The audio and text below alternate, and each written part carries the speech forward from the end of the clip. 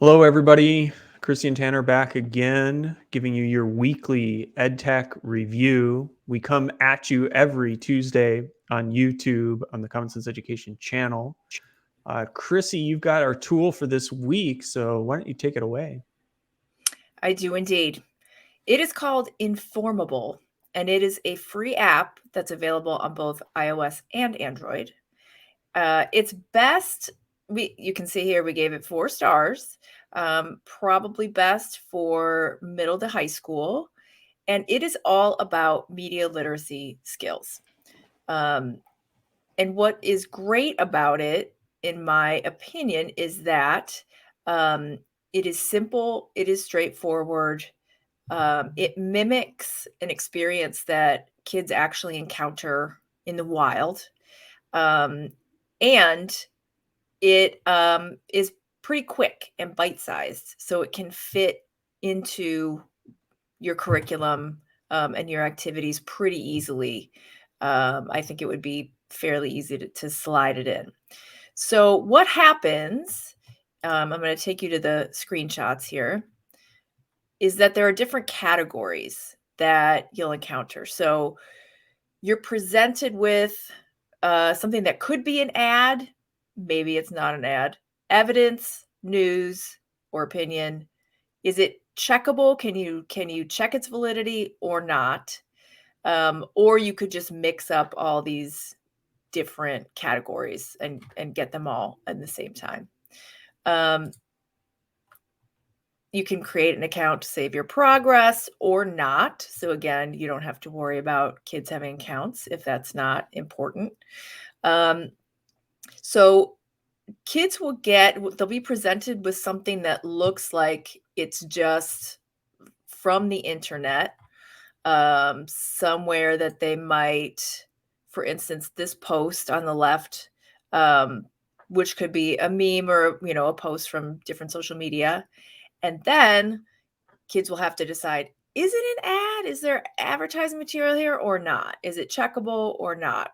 Depending on what the post is. Once they answer, then they will get an explanation as to why it's correct or incorrect, which will give them a little bit of that context and learning around what they should be looking for in terms of advertising or opinion versus fact, etc. So again, it's short. It's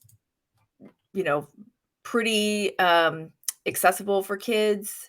It makes sense. It doesn't require a whole lot of explanation in terms of its use. In terms of the teacher lift, obviously this app would require more context around what they're seeing, why they're making the choices that they're making. So that is the more of the classroom context front loading element. But I think the app in and of itself is a nice quick activity that can reinforce some of the concepts that they're learning about media literacy in the classroom. And actually, it could be a good thing to then challenge them outside of the app if they bring in their own posts that they can show and have kids kind of analyze together. So that's Informable, and it is free. So you can download it and check it out and see if it might be a good fit.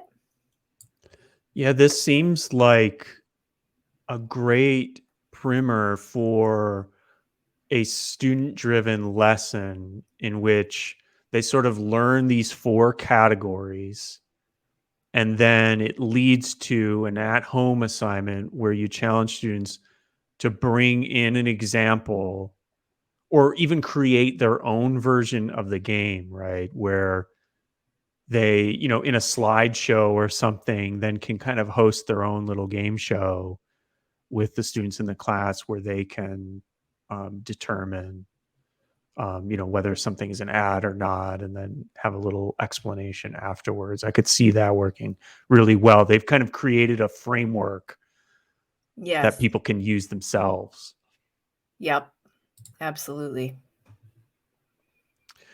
So that's Informable. That's by the News Literacy Project.